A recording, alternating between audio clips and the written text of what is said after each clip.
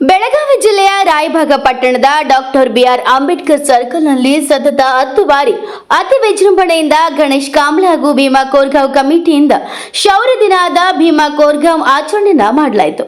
ಈ ಕಾರ್ಯಕ್ರಮವನ್ನು ಕುಡಿಚಿ ಶಾಸಕರಾದ ಮಹೇಂದ್ರ ತಮ್ಮನವರ್ ಹಾಗೂ ಮಾಜಿ ಜಿಲ್ಲಾ ಪಂಚಾಯತ್ ಸದಸ್ಯ ಪ್ರಣವ್ ಪಾಟೀಲ್ ವಿಜಯ ಸ್ತಂಭಕ್ಕೆ ಪುಷ್ಪಾರ್ಚನೆ ಮಾಡಿ ನಂತರ ದೀಪ ಪ್ರಜ್ವಲನೆ ಮಾಡುವುದರ ಮೂಲಕ ಕಾರ್ಯಕ್ರಮಕ್ಕೆ ಚಾಲನೆಯನ್ನು ನೀಡಿದರು.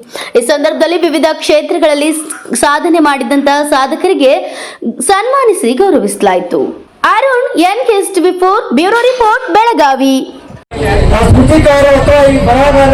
ಬ್ರಾಹ್ಮಣೀಯ ಬರೆಯಗಾರರಿಂದ ದಾಖಲಾಗಿರ್ತಕ್ಕಂಥದ್ದು ಬಹಳಷ್ಟು ಕೇಂದ್ರೀಯ ಸಂಗತಿ ಅಂತ ಹೇಳಬೇಕಾಗ್ತದೆ. ಈ ಒಂದು ಶೌರ್ಯದ ಪ್ರತೀಕವಾಗಿ ಪ್ರತಿ ವರ್ಷ ನಾವು ಏನ್ ಮಾಡ್ತೇವೆ ಅಂದ್ರೆ ಈ ಒಂದು ಕಾರ್ಯಕ್ರಮ ಬಹಳಷ್ಟು ಅರ್ಥಪೂರ್ಣವಾಗಿ ಆಚರಣೆ ಮಾಡ್ತಾ ಬಂದಿದ್ದೇವೆ ಸ್ನೇಹಿತರೆ.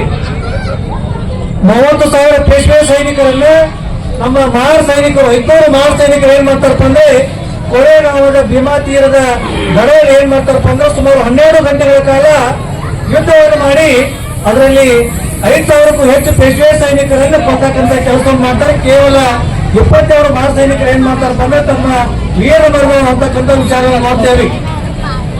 ಆ ಒಂದು ಭೀಮಾ ಕೋರೆಗಾಂವದ ದಾದಾಗಿರಿ ಮಾಡೋದಲ್ಲ, ಪ್ರತಿ ಒಂದು ಹೆಂಗ್ ನೋಡ್ರಿ ಎಲ್ಲಾ ಸಮುದಾಯ ಕ್ರೈಸ್ತರ ಕಡೆ ಹೋದ್ರಂದ್ರ ಚರ್ಚ್ ಇದೆ, ಮುಸಲ್ಮಾನ್ ಕಡೆ ಮಸೀದಿ ತರಗಾದ, ಜೈನರ ಕಡೆ ಹೋದ್ರಂದ್ರ ಮಸೀದಿಗಳದಾವ್, ಹಿಂದೂಗಳ ಹೋದ್ರಂದ್ರ ದೇವಾಲಯಗಳದಾವು, ಆಶ್ರಮಗಳದಾವು. ಕರೆ ದಲಿತರ ಹೋಗ ಎಲ್ಲಿ ಇಲ್ಲ, ಎಲ್ಲಾನು ಅನಾಂತರಿದವು. ಇವತ್ತು ನಾವು ಒಂದ್ ಕಡೆ ಪ್ರೇರ್ ಮಾಡಿಸಾಗಿದ್ದೇನು, ಎಲ್ಲಿ ಇಲ್ಲ ಅನಂತ ನಾವೆಲ್ಲರೂ ಹೊಡೆಯತ್ತೇವು. ಇವತ್ತು ನಾವು ವಯಸ್ಸಿನಲ್ಲಿ ಕರ್ತಿದ್ದೇವೆ ಕಾರಣ ಅನ್ಕೋತೀವಿ ಸಾಹೇಬರಿಗೆ.